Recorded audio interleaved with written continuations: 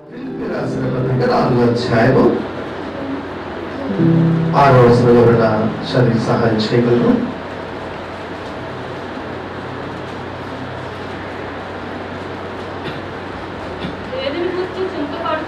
దేనిని గూర్చి చింతపడకుడి, కానీ ప్రతి విషయములోనూ ప్రార్థనా విజ్ఞాపన చేత కృతజ్ఞతాపూర్వకముగా మీ విన్నపములు దేవునికి తెలియచేయుడి. చిన్న ప్రార్థన చేసుకోండి. స్తోత్రము తండ్రి, పరిశుద్ధుని దేవ, గొప్ప దేవుడు, రక్షకుడు తండ్రి, మరొకసారి మీ పాదసన్నిధికి వచ్చి ఉన్నాం ప్రభా తండ్రి. అవును తండ్రి, సాక్ష్యం అనేది మీరు ఇచ్చేది నాయన. మా జీవితంలో, మా బ్రతుకులో మీరు చేసే మేళ్ళు వాటిని జ్ఞాపకం చేసుకోవడానికి ఈ దినాన్ని అలాగే తండ్రి ఆదివారం దినమంది మిమ్మల్ని ఆరాధించడానికి, స్తుతించడానికి మీరు మాకు ఇచ్చిన ఆయుష్ను బట్టి ఆరోగ్యాలు బట్టి స్తోత్రం. వచ్చిన మమ్మల్ని అందరినీ మీ కృపలో జ్ఞాపకం చేసుకోండి. మీ చిత్తంలో మేము పనిచేయనట్లు మీరు మమ్మల్ని బలపరచమని, నాతో మాతో మా అందరితో మాట్లాడమని దీవించమని యేసు పరిశుద్ధ నామములో స్తుతించి వేడుకుంటున్నాము తండ్రి. ఆమేన్. హల్లెలూయా, హల్లెలూయా. చదవబడిన లేఖనము ఫిలిప్పీయులకు రాసిన పత్రిక 4వ అధ్యాయము 6వ వచనం. దేనిని గూర్చి చింతపడకుడి, కానీ ప్రతి విషయంలోనూ ప్రార్థన విజ్ఞాపన చేత కృతజ్ఞతాపూర్వకముగా మీ విన్నపములు దేవునికి తెలియజేయండి. హల్లెలూయా, హల్లెలూయా. అన్ని బాగానే ఉంటాయి, కానీ మొదటి మాట కొద్దిగా బాగాలేదు. ఫస్ట్ ఏంటి మొదటి మాట? దేనిని గూర్చి చింతపడకుండా ఎలా ఉండగలం కదా? చింతపడేలా తిరగకుండా ఉండగలమేమో, కానీ చింతపడకుండా ఉండడం అనేది అందరికీ ఒకటి. ఏ కష్టమైన బాధ అయినా మనం ఆఫ్టర్ మనకు తెలియకుండానే ఒక రకమైన చింత వచ్చేస్తుంది. చిన్న చింత చాలు మనిషిని ఏం చేయగలదు? వింతగా మార్చేయగలదు. హల్లెలూయా. చూడండి, చింత అనేది ఎలాంటిదంటే ఒక్కసారి లోపల వచ్చేస్తే ఆ మనిషి ప్రశాంతంగా కనబడి, ఆ మనిషి ఇంకా ఎలా ఉంటాడో వాడికే తెలియదు. అదొకట రేపేం చేయాలి ఒక భయం వచ్చేస్తుంది. యేసుప్రభు చెప్పాలి, రేపటి నువ్వు వచ్చి మీరు ఏం చేయకండి. నేను రాత్రి ఇదే మాట చెప్పాను. నేను అంత బాగుంది, కానీ మొదటి మాటే కొద్ది కష్టం ఉందంట. ఒక చిన్న బాధ్యత వచ్చింది అనుకోండి, ఇవాళ మనం కార్యక్రమం చేయాలి, ఏదో చేయాలంటే అప్పుడు ఎలా ఉండాలి, ఏం చేయాలి, అదొక టెన్షన్. నువ్వు దేని గురించి చింతపడకండి, అక్కడ చింతపడకుండా ఉండడానికి అవుతాను. 2 రోజుల ముందు వచ్చే టెన్షన్ టెన్షన్ టెన్షన్ టెన్షన్. చూడండి, ఒక పరిస్థితి ఏదైనా వచ్చేటప్పుడు మనిషి కొద్దిసేపు తను తాను మర్చిపోతాడు. అలాగే దేవుడిచ్చిన వాగ్దానాలు కూడా మర్చిపోతాడు. హల్లెలూయా, హల్లెలూయా. దేనిని గురించి చింతపడకూడదు. ఏం చేయకూడదంట? ఎగ్జామ్స్ వచ్చి అంటే ఊరికి ఉండగలమా? మీకేం పాస్టర్ గారు ప్రసంగం చేసేస్తారు, పడే మాకే దొరుకుతుంది ఆ కష్టం ఏంటని కదా. ఎగ్జామ్ రాసే పిల్లలకి ఇంకా ఏం కనబడదు, వాళ్ళకి ఆ టెన్షన్. కొంతమందికి ఎగ్జామ్స్ వస్తే పిల్లలకి టెన్షన్ కాదు, తల్లికి టెన్షన్. ఎందుకు? కట్టిన ఫీజు వేస్ట్ అయిపోతాము కదా, ఎవరు బాధ, మనకేం చేయలేము. అలాగా చూడండి, దేనిని గురించి చింతపడకండి. ఇవాళ దేవుని లేఖనం చెప్పే ఒక మాట ఏంటంటే, దేనిని గురించి చింతపడకండి అంటే ఒక అంశం కాదు, 2 అంశాలు కాదు. అది ఎగ్జామే కానీ, ఇల్లే కానీ, వంటే కానీ, మనకి ఏ ప్రాబ్లం అయినా కానీ, సమస్య కానీ, ఏదైనా సరే దేని గురించి చింతపడకూడదు. ఏం చేయకూడదంట? దేని గురించి చింతపడకూడదు. ఆ తర్వాత కానీ, అక్కడ ఒక మాట రాశాడు కదా. కానీ అంటే అర్థం ఏంటి? ఇది చెయ్యకండి, కానీ ఇది చెయ్యండి అని చెప్తున్నాడు. హల్లెలూయా. మనం చింతపడద్దు అనేటప్పుడు మనం దీనికోసం మళ్ళీ చింతపడదు. దేనికోసం చింతపడదని చెప్పారని చింతపడదు. కానీ అక్కడ మాట చెప్తారు చూడండి, కానీ ప్రతి విషయంలోనూ ప్రార్థన విజ్ఞాపనముల చేత ఏం చేయాలా? కృతజ్ఞతాపూర్వకముగా మీ విన్నపములను దేవునికి. ఒకటి ప్రార్థన విజ్ఞాపనలు. మీలో ఎవరికైనా శ్రమ సంభవించినా వాడు ప్రార్థన చేయవలను. మీలో ఎవరికైనా సంతోషము కలిగిన వాడు కీర్తనలు పాడవలను. మీలో ఎవరైనా రోగి ఉన్నాడా వాడు సంఘం పెద్దలను పిలిపించి వారి కొరకు ప్రార్థన చేయించరు. వారు వచ్చి నూనె రాసి ప్రార్థన చేస్తారు. విశ్వాస సహితమైన ప్రార్థన రోగిని స్వస్థపరచరు, ప్రభువు వాణిని లేపును. హల్లెలూయా. చూడండి, మనం డ్యూటీ మనం చేసుకెళ్తే దేవుడు తన కార్యం చేసుకెళ్తాడు. హల్లెలూయా. ఇవాళ ప్రార్థించుట మన వంతు, ఆ కార్యం జరిగించుడు దేవుని వంతు. నమ్మిన వాళ్ళు అరగట్టుగా చెప్తారు. హల్లెలూయా. మనం చేయవలసింది ప్రార్థన. ప్రార్థన చేసుకెళ్తే దేవుడు అద్భుతాలు చేస్తాడు. నమ్మిన వాళ్ళు గట్టిగా చెప్తారు. ఏ కష్టం వచ్చినా, ఏ బాధ వచ్చినా, ఏ సమస్య వచ్చినా వచ్చి మా ప్రార్థన కావాలని అడిగేటప్పుడు చూడు, దేవుని మీద మనం ఎప్పుడైతే ఆడుకుంటామో, దేవుడు ఎప్పుడైతే నమ్ముకుంటామో, దేవుని యొక్క అద్భుతాన్ని మనం ఒకటి చూస్తాం. హల్లెలూయా. అందుకంటే విజ్ఞాపనం చేద్దాం ప్రతి విషయంలోనూ ప్రార్థన విజ్ఞాపనలు. నన్ను చూలి చెప్పేటప్పుడు వాడు చెప్పారు బాగలేదప్పుడు దాని కొరకు ఉపవాస ప్రార్థన కదా. ఇప్పుడు ప్రార్థన చేస్తే ఏం జరుగుతుందంటే గాలిలో దేని పెట్టి మనం ప్రార్థన చేస్తే ఎవరు అవుతుందా? మిగతా వాళ్ళకి ఏమవుతుందో తెలియదు, కానీ క్రైస్తవుడికి మాత్రం గాలిలో దేని పెట్టి ఆరదంటే అది ఆరదు. హల్లెలూయా. ఎందుకు ఆరదు? నువ్వు చూసుకోడు, దేవుడు చూసుకుంటాడు. హల్లెలూయా. ఆయన చేయగలడు. హల్లెలూయా. చూడండి, ప్రతి విషయంలో ప్రార్థన విజ్ఞాపనం చేత విజ్ఞాపనం చేయాలి. మనకు ఆ కార్యం జరిగినంత వరకు దేవుడు మొదలుపెట్టాలి, దేవుడి చిత్తాన్ని తెలుసుకోవాలి, ఆయన గురించి వేడుకోవాలి. ప్రభా నేను అనుకుంటాను ఆయన, అది కరెక్టో కాదో కూడా నాకు తెలియదు, కానీ నీ సహాయం నాకు కావాలి, నువ్వు నాకు సహాయం చేయి. నమ్ముకున్న దగ్గర ఆపత్కాలం ముందు ఆయన నమ్ముకున్న దగ్గర సహాయకుడు, ఆయన మనకు సహాయం చేస్తున్నాడు. అందుకే విజ్ఞాపనం చేత చేయాలి. రెండోది కృతజ్ఞతాపూర్వకంగా. కృతజ్ఞత అంటే అర్థం ఏంటి? కృతజ్ఞత అంటే ఎవరైనా మనకి ఏమైనా చేస్తారనుకోండి, చేసిన దానికి ప్రతిరూపముగా మనం ఏమైనా చేయగలమా? ఇప్పుడు ఉత్తరము ప్రత్యుత్తరం అంటారు కదా. కృతజ్ఞత అంటే దేవుడు మన కార్యములు చేసేటప్పుడు మనం ఏం చేయాలంటే దేవుడు చేసిన దానికి మనం కృతజ్ఞతాస్తుతులు చెల్లించాలి. దేవుడి దగ్గర భారం పెట్టిన తర్వాత ప్రభువు చేసినందుకు స్తోత్రం చెప్పి మనం కృతజ్ఞతాస్తుతులు చెల్లించేటప్పుడు దేవుడు తన అద్భుతాన్ని చేసుకుని వెళ్తాడు. హల్లెలూయా. హల్లెలూయా. చూడండి, మనం దేవుడి దగ్గర పొందుకునేటప్పుడు దానికి థ్యాంక్స్ చెప్పడం రావాలి. ఇంగ్లీష్లో అయితే థ్యాంక్స్ గివింగ్ ప్రేయర్ అంటారు కదా. అంటే అర్థం ఏంటి? కృతజ్ఞత కూడిక మనం తెలుగులో చెప్పుకుంటాం. దేవుడు చేసిన దానికి మనం కృతజ్ఞత తెలియపరచడం. హల్లెలూయా. హల్లెలూయా. కృతజ్ఞత లేని బ్రతుకు అనేది మంచిది కాదు. కృతజ్ఞత లేని బ్రతుకు అనేది మంచిది కాదు. ఎవరైనా మనకి ఏమేమి చేస్తారనుకోండి, వాళ్ళని జ్ఞాపకం ఉంచుకోవాలి. భూమి మీద ఉన్న మనుషులే కానీ మన కష్టకాలంలో ఒకరు మనకు సాయం చేశారనుకోండి, వాళ్ళని జ్ఞాపకం ఉంచుకోవాలి. ఆ రోజు వాళ్ళు లేకపోతే వేరే మనిషి మనకు లేదు కదా. దేవుడు వాళ్ళ ద్వారా చేయించాడు కనుక ఆ వ్యక్తిని మనం జ్ఞాపకం చేసుకోవాలి. ఎందుకు ఆ వ్యక్తిని జ్ఞాపకం చేసుకోవాలి? ఒక వ్యక్తిని మనం ఎందుకు జ్ఞాపకం చేసుకోవాలి? దేవుడు కదా చేశాడు అని చెప్పి సంతానికి వీలు లేదు. బాగా గమనించాడు. దేవుడు ఒక వ్యక్తి ద్వారా నీకు సహాయం అందిస్తున్నాడు. ఆ వ్యక్తి ఎందుకు ప్రత్యేకం అంటే, మన పూర్వకంలో ఉన్న జనం ఎంతమంది అమ్మా? 135 కోట్ల జనం అంట. 130. ఇది ఎక్కడ? ఇండియాలో మాత్రమేనా? లోకమంతా?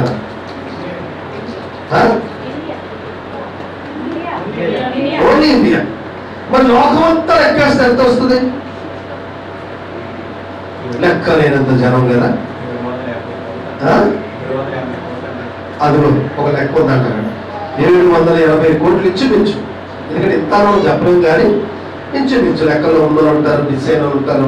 మనుషులు లెక్కలు ఉన్నప్పటికీ ఎప్పుడు 100% మనం పెట్టలేం. చూడండి, ఇన్ని కోట్ల జనాభాలో దేవుడు ఒక వ్యక్తిని మీ కొరకు ప్రత్యేకించి పంపించాడు. హల్లెలూయా. హల్లెలూయా. ఆ వ్యక్తి ద్వారా మనకు సహాయం అవుతుంది. చూడు, దేవుడు ఆ వ్యక్తిని మీ కొరకు ఏర్పాటు చేసుకొని నీకు సహాయం చేయాలని అనుకుంటున్నాడు. అందువల్ల దేవుని జ్ఞాపకం ఉంచుకోవాలి. తెచ్చిన వ్యక్తిని కూడా మనం ఎందుకు జ్ఞాపకం ఉంచుకోవాలంటే దేవుడు ఆ సమయానికి ఆ వ్యక్తి అందుబాటులో ఉన్నాడు. దేవుడు ఒకరితో మాట్లాడాలనుకోండి, దేవుడు ఎవరి ద్వారానే కార్యం చేయగలడు. కానీ ముందు దేవునికి అనుకూలమైన వ్యక్తిని దేవుడు పెట్టుకుంటాడు. ఆ వ్యక్తి ద్వారా దేవుడు ఇప్పుడు ఒక వ్యక్తి ద్వారా నీకు ఒక సహాయం అందేటప్పుడు దేవునికి మనం కృతజ్ఞతాస్తుతులు చెల్లించాలి. అదే సమయంలో ఆ వ్యక్తిని కూడా మనం ఏం చేయాలంటే, దేవుడు మీ ద్వారా కార్యం చేసినందుకు దేవుడు స్తుతిస్తున్నాను, దేవుడు మిమ్మల్ని కూడా మీ కష్టకాలంలో ఆదుకోవడం గాక, సహాయం చేయడం గాక అని మనం ఎక్కువ చేయకపోవడం పోయి అట్లీస్ట్ థ్యాంక్స్ చెప్పినా చాలు. ఇవాళ సమస్తము చేసే దేవునికి మనం థ్యాంక్స్ చెప్పాలి. అలాగే ఎవరి ద్వారా దేవుడు చేశాడో వాడు కూడా వచ్చిన థ్యాంక్స్ చెప్పేటప్పుడు వాళ్ళు కూడా ఇంకా మరిన్ని మంచి విషయాలు సత్క్రియలు చేయడానికి ఇష్టపడతారు. చూడండి, ఒక కార్యం జరిగేటప్పుడు కృతజ్ఞత తెలియపరచాలి. హల్లెలూయా. హల్లెలూయా. మరి దేవుడు మనకి ప్రతిరోజు ఎన్నిస్తున్నాడు. దేవుడు పెట్టకపోతే తిండి లేదు, దేవుడు పెట్టకపోతే గాలి లేదు, దేవుడు పెట్టకపోతే ఈ భూమి లేదు, ఆయుష్ లేదు, ఆరోగ్యం లేదు. మరి అన్ని వచ్చిన దేవుడికి నిత్యము మనము స్తుతులు చెల్లించాలి. హల్లెలూయా. హల్లెలూయా.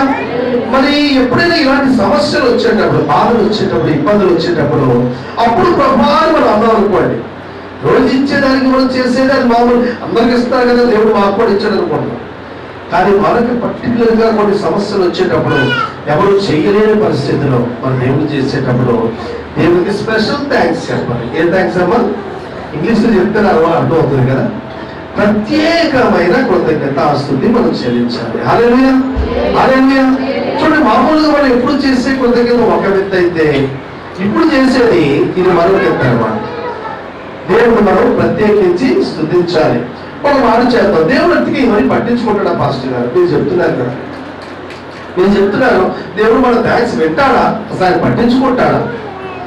నిజానికి దేవుడు చాలా జాగ్రత్తలు పట్టించుకుంటాడమ్మా. మీకు తెలుసో తెలీదో కానీ, ఉన్నటువంటి యేసులో భూమి మీద ఉండేటప్పుడంతా ఒకరోజు తిన్నగా వచ్చి కారు డబ్బా పక్కన నిలబడు, అంటే కొంచెం దరిదాపులు ఇచ్చిమించు ఆయన కూర్చొని దాన్ని గమనిస్తున్నాడు. వచ్చిన వాళ్ళందరూ ఎంతో కొంత వేస్తున్నారు. ఒక పేద విధవరాలు 2 కాసులు వేసింది. 2 కాసులు. దేవుడు దాన్ని చూశాడు. నమ్మిన వాళ్ళు ఎక్కడికి చెప్తా, నువ్వు కోట్లు వేయలేదు, లక్షలు వేయలేదు, 2 కాసులు వేసు. దేవుడు దాన్ని చూసి అందరికన్నా ఇది ఎక్కువ వేసింది అన్నాడు. హల్లెలూయా. కోట్లు వేసిన వాళ్ళు సంగతేమో, లక్షలు వేసిన వాళ్ళు సంగతేమో, కానీ దేవుడు చూస్తున్నాడు నీ దగ్గర ఎంత ఉంది, నువ్వెంత తెచ్చావు, నువ్వెంత ఇవ్వడానికి నీకు మనస్సు ఉంది. మన హృదయం, మన మనసును కూడా చూసే దేవుడు కదా. మరి మన శరీరాన్ని చూడ, మన ఆలోచనలు చూడ, దేవుడు అన్నిటినీ చూసే దేవుడు. అప్పుడు వాళ్ళ గట్టిగా చెప్తా చూడ, అక్కడ దేవుడు పట్టించుకున్నాడంటే, ఇవాళ మనం పెట్టే థ్యాంక్స్ గివింగ్ ప్రేయర్ కానీ, కృతజ్ఞత కోరిక కానీ, అది ఉదయం ప్రార్థన కానీ, వ్యక్తిగత ప్రార్థన కానీ, లేదా ఉపవాస ప్రార్థన కానీ, అన్నిటినీ దేవుడు లక్ష్య పెట్టే దేవుడు. హల్లెలూయా, హల్లెలూయా. అందుకని దేవుడు మనం ఏం చేయాలంటే, కృతజ్ఞతాపూర్వకమైన ఏం చేయాలి? ప్రార్థన, సమర్పణ, విన్నపములు దేవునికి తెలియజేయాలి. అందుకే ఫిలిప్పీ 4:6 ఏం చదువుకున్నాం? దేనిని గురించియో. ఇప్పుడు చెప్పండి, దేవుడి దగ్గరికి వచ్చేటప్పుడు మనకు చింతపడవలసిన అవసరం లేదు. దేని గురించి చింతపడకూడదు, కానీ ప్రతి విషయంలో ప్రార్థన విజ్ఞాపనల చేత కృతజ్ఞతాపూర్వకముగా ఎవరెవరు విన్నపములు తెలియజేసి దేవుడికి కృతజ్ఞతాస్తుతులు చెల్లిస్తారో వారి ఎడల దేవుడు ఇష్టపూర్వకంగా ఉంటాడు. దేవుడు నామమున మహిమ కలుగుగాక. హల్లెలూయా. కొంతమందికి అలవాటు ఉండదు, కొంతమందికి థ్యాంక్స్ గివింగ్ ప్రేయర్ పెట్టుకునే అలవాటు ఉండదు. దేవుడు చేసిన దానికి మనం కృతజ్ఞత తెలియజేయాలి అని చెప్పే ఆ ఉద్దేశం కూడా ఉండదు. ఆ దేవుడు చేసినట్టు అయిపోయిందండి, దాంతో ఇక దాన్ని మర్చిపోయి తమ సొంత పనుల్లో పడిపోతారు. కానీ దేవుడు చేసిన దాన్ని మనం స్తుతి చెల్లించాలి. ఒక మాట చూడండి, రోమీయులకు రాసిన పత్రిక 1వ అధ్యాయము 21వ వచనం చూడండి ఒకసారి. రోమా 1:21.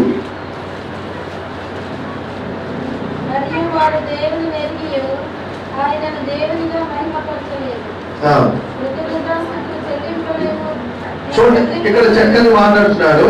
మరియు అందరూ తీసుకున్నారమ్మా, రోమీయులకు రాసిన పత్రిక 1వ అధ్యాయము 21వ వచనంలో, మరియు వారు దేవుని ఎరిగి ఆయనను దేవునిగా మహిమపరచలేదు. మనుషులుగా మహిమపరచలేదు, దేవుడు మహిమపరచకూడదు. మీకేమైనా అర్థమైందా? మనుషులకు చెప్పే థ్యాంక్స్ వేరేలాగా ఉంటుంది, దేవునికి చెప్పే థ్యాంక్స్ వేరేలాగా ఉంటుంది. మనుషులకు చెప్పేది మామూలుగా థ్యాంక్స్ అని ఒక మాట చెప్తే అయిపోవచ్చేమో, కానీ దేవుడిగా మనం కనపరచాలి. మనుషులుగా థ్యాంక్స్ చెప్తాం, తెలుసుకోవాలి అనుకోండి, రే చాలా థ్యాంక్స్ రా, మొత్తానికి ఏదో సాయం చేస్తాం అని చెప్పేసి సింపుల్గా క్యాజువల్గా తీసుకుంటాం. ఒకవేళ మనం తెలియలేని ఒక టైం గురించి హెల్ప్ చేస్తారు అనుకో, అమ్మ నిజంగా దేవుళ్ళో వచ్చి హెల్ప్ చేస్తాం, కొద్దిగా పెద్ద మాటలు ఉంటాయి. మరి మనుషుల్లోనే మనం తేడా చూపించేటప్పుడు మరి దేవుని విషయంలో మనం ఇంకెంత జాగ్రత్తగా పట్టించుకోవాలి కదా. అందుకే అంటాడు, మరియు వాడు దేవుని తిరిగి ఆయనను దేవునికి తగినట్లు మనము కృతజ్ఞతాస్తుతులు చెల్లించాలి. గట్టిగా చెప్పండి కూడా. దేవుడు మనం ఎంతగా స్తుతించగలమో అంతగా స్తుతించాలి, ఎంతగా ఆరాధించగలమో అంతగా ఆరాధించాలి. ఎందుకంటే దేవుడు చేయకపోతే పరిస్థితి ఏంటి? సపోజ్ ఇప్పుడు మనం చూస్తున్నాం, అంటే జూలీ విషయంలో, అబ్బాయి విషయంలో మనందరం సాక్షి పెట్టుకున్నాం. వాళ్ళు ఏం చెప్పారంటే, స్టార్టింగ్ లోనే ఇదేంటి కిడ్నీ చుట్టూ ఒక కవర్లా ఒక ఇది వచ్చింది, కాయలాగా వచ్చింది. మరి అలా ఒకటి వచ్చిందంటే అది ఏంటో వాళ్ళకు పెద్ద డౌట్. కేజీస్లో చూశారు, బాగానే ఉంది. తర్వాత తీసుకెళ్ళి లేదు గాంధీ హాస్పిటల్ పంపించి అక్కడ చెక్ చేద్దాం, క్యాన్సర్ హాస్పిటల్. ఎందుకంటే ఒక కాయిలాగా చుట్టూ ఫామ్ అయిందంటే అది పెరిగే గుణం ఉందేమో అని చెప్పి వాళ్ళు డౌట్ పడ్డారు. కానీ అన్ని టెస్టులు అయిన తర్వాత అక్కడ ఏమీ లేదు అని చెప్పి వాళ్ళు రిపోర్ట్ ఇచ్చారు. హల్లెలూయా. ఒకవేళ ఉన్నదంటే మన పరిస్థితి ఏంటి? ఒకసారి రివర్స్ లో కూడా మనం ఆలోచించాం. ఉన్నది అని చెప్తే మరి ఇంతవరకు పరిస్థితి ఎలా ఉందో ఏమై ఉందో ఇంకా చెప్పుకోలేంత బాధ కదా. దేవుడు పోయిపోయి దేవుడు బిడ్డనిచ్చి ఈ బిడ్డకి మళ్ళీ ఎలా ఉంటే ఏం జరిగింది, ఎందుకు నాకు ఈ బాధ అని చెప్పి దేవుడు మనం ఎంతగా ప్రార్థిస్తామో ఒకసారి ఆలోచించాలి. మొదటి టెస్ట్ అన్నీ అయిపోయి లాస్ట్ ఢిల్లీ కూడా పంపించారు. వాళ్ళు అక్కడ కూడా టెస్టులు చేశారు, చూశారు. అక్కడ నుంచి ఏ రిపోర్ట్ వస్తుందో ఏమొస్తుందో అంటే గుండెగా మన ప్రాణాలను పట్టుకొని ఏమో ముందు ఫస్ట్ వెళ్ళేటప్పుడే కిడ్నీ ప్రాబ్లం అంటే గుండె దాడాలి మనం. దేవుడు దాని నుంచి మళ్ళీ లేదు తప్పించుకోవడానికి అవకాశాలు ఉన్నాయి. మళ్ళీ చూస్తే ఒకవేళ ఈ లక్షణాలు ఉన్నాయో చెప్పేటప్పుడు మళ్ళీ ఒక భయం మనకి వచ్చిందనుకో. మనం చూస్తున్నాం క్యాన్సర్ వస్తుంది, ఎన్ని బాధలు పడుతున్నాం మనకు తెలుసు. దేవుడు అక్కడ తప్పించాడు. దాని తర్వాత మళ్ళీ వాళ్ళు ఢిల్లీకి పంపించే రిపోర్ట్ వస్తుందంటే ఎప్పుడు వస్తుందో ప్రభా రిపోర్ట్ శుభ్రంగా రావాలని ఆయన ప్రార్థన. అక్కడ రిపోర్ట్ కోసం ఇక్కడ ప్రార్థన చేస్తూ దేవుడు అక్కడ అద్భుతం చేస్తాడు. హల్లెలూయా. చూడండి, అది అద్భుతంగా ఏది లేదు అని వచ్చింది. కానీ చివరిగా ఒక మాట చెప్తాను. ఇప్పుడు ప్రస్తుతానికి ఏమీ కలవట్లేదండి, అంటే పిల్లడు ఎదిగే పిల్లడు కదా. ఒక 3 నెలల తర్వాత మీరు మళ్ళీ తీసుకొచ్చి ఒకసారి మీరు చెక్ చేయండి.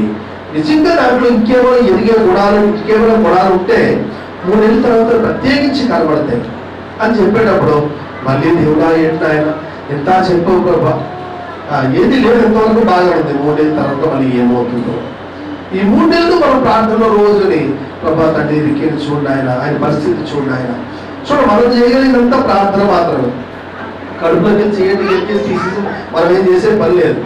డాక్టర్ కూడా ఏం చేయాలంటే వాళ్ళకి ఏం తెలియదు, కనబడితే చేస్తారు. మరి ఎలా జరుగుతుంది అంటే దేవుడు అద్భుతం చేసే దేవుడు. హల్లెలూయా. మనం 3 నెలల తర్వాత మళ్ళీ వెళ్ళారు. వెళ్తాం అందరూ ప్రార్థన పెట్టండి. నిజంగానే ప్రార్థన చేస్తున్న వాళ్ళు చేస్తూనే ఉన్నారు, ఎవరు ఆగలేదు. ప్రభావం 3 నెలల తర్వాత మళ్ళీ ఏం రిపోర్ట్ వస్తుందో. ఒకవేళ ఎదిగే లక్షణాలు ఉంటే క్యాన్సర్ గట్ట మనం ఇక్కడ తీసేస్తే ఇంకో దగ్గర వచ్చేస్తుందంట, అక్కడ తీసేస్తే ఇంకో దగ్గర వచ్చేస్తుందంట, అదొక లక్షణం. ఒకవేళ ఏమైనా ఉంటే వేరే మళ్ళీ అక్కడే మళ్ళీ కొద్దిగా ఏది కనబడే అవకాశాలు. మరి ఏమవుతుందో 3 నెలల తర్వాత వెళ్ళి చెక్ చేస్తే ఏది లేదని చక్కగా రిపోర్ట్ వచ్చింది. దేవుడు నామమున మహిమ కలుగుగాక. హల్లెలూయా. చూడండి, ఒకవేళ ఉన్నది అంటే మన పరిస్థితి ఏంటి కదా, ఎంత బాధపడుతుంది కదా.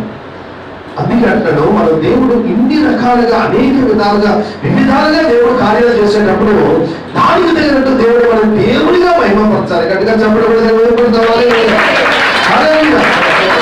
మామూలు చేసుకునే విషయాలు కాదు, కనబడకుండా దేవుడు సైలెంట్ గా మన శరీరంలో చేసే విషయాలు. దేవుడు మన లోపల ఉండే అద్భుతాలు చేస్తాడు దేవుడు.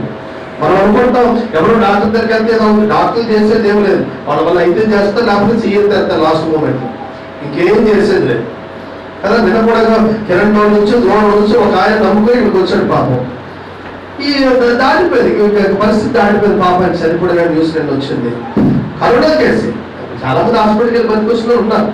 కానీ ఇది రావాలని ఆశపడ్డాం. పాపం అయితే ఎవరైనా నటిస్తారా, కరోనా వచ్చి బాగుపడి ఆ బ్లడ్ కావాలి, మళ్ళీ ఏ పాజిటివ్ కదా ఏదో కావాలని చెప్పి అన్నాడు. నాది ఏ పాజిటివే, కానీ ఏం చేద్దాం, కరోనా వచ్చి టెస్ట్ లో ప్రూవ్ అయ్యి మళ్ళీ బ్లడ్ రావాలంటే మనం వెళ్ళలేదే, మనకేం తెలియదే. చూడండి, పరిస్థితులు అంత ఘోరమైనవి. పాపం అనుకున్నాడు, జరగాలని ఆశపడ్డాం, ఆయన బ్రతకాలని ఆశపడ్డాం. కానీ ఈలోగానే నేను న్యూస్ వచ్చింది, ఏదో అంత అయిపోయిందని చెప్పి మొన్న రాత్రి చెప్పాడు ఆయన. నేను ఉదయం లోపి మళ్ళీ అయిపోయిందని చెప్పి కబురు వస్తే చూడండి, ఎన్నో ప్రాణాలు గాలిలో కలిసిపోతున్నప్పటికీ మరి ఇవాళ మనలను మన బిడ్డలను దేవుడు ఎప్పటికప్పుడు కాపాడుతున్నది మనం ఎంతగా స్తుతించాలి, దేవుడిగా మహిమపరచాలి. హల్లెలూయా. మళ్ళీ వాళ్ళు దేవుని ఎరిగి ఆయనను దేవునిగా మహిమపరచలేదు. రెండోది ఏంటి చదవటం, రోమియోలు రాసిన పత్రిక 1:21 అప్పుడు చూసారా బైబిల్. దేవుడిగా మహిమపరచలేదు, కృతజ్ఞతాస్తుతులు చెల్లింపను లేదు. ఏం చేయలేదంట, దేవుడు చెల్లించవలసింది చెల్లించలేదంట.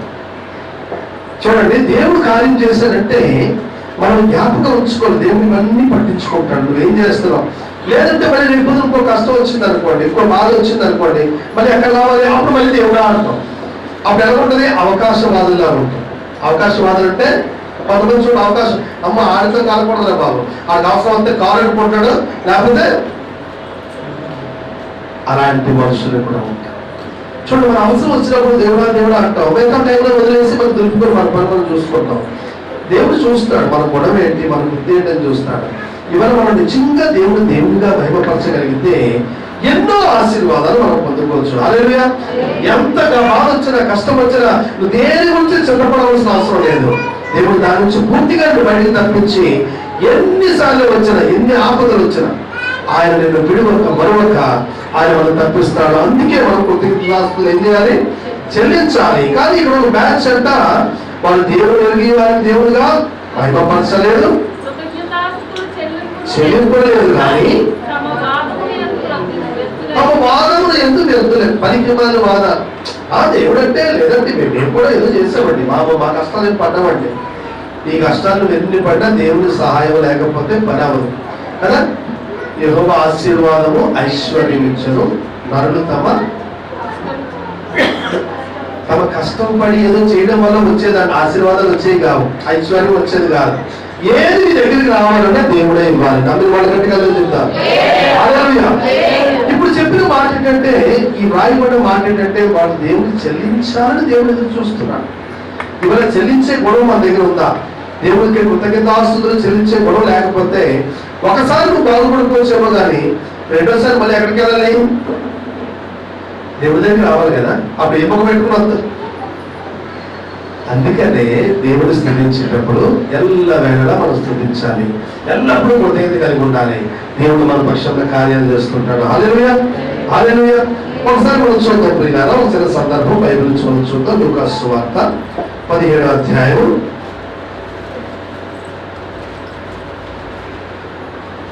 11వ వచనం చూద్దాం. ఆయన యెరూషలేముకు ప్రయాణమై పోవచ్చు, సమరయ గలిలయ మధ్యగా వెళ్ళుచుండును. అటు సమరయ ప్రాంతము, ఇటు గలిలయ ప్రాంతము, ఈ మధ్యగా ఆయన ప్రయాణమై వెళ్ళిపోతున్నాడు. ఎవరు? యేసు ప్రభు వారు భూలోకంలో ఉండేటప్పుడు రెండు గ్రామాల మధ్య నుంచి ఆయన వెళుతుండగా, ఆయన ఒక గ్రామంలోనికి వెళ్ళుచుండగా 10 మంది కుష్ఠరోగులు ఆయనకు ఎదురుగా వచ్చి దూరమున నిలిచి, యేసు ప్రభువా మమ్మను కరుణించమని కేకలు వేసిరి. హల్లెలూయా. ఎవరంటమ్మా వాళ్ళు? కుష్ఠవ్యాధితో బాధపడుతున్న వాళ్ళ బాధలు వాళ్ళకి తెలుసు. మనకి లేదు కాబట్టి మనకి సరిగ్గా ఎక్స్పీరియన్స్ ఉండదు. ఏం లేవనుకోండి, ఏం తింటాం? తీసుకుని తినడానికి అవుతుందా?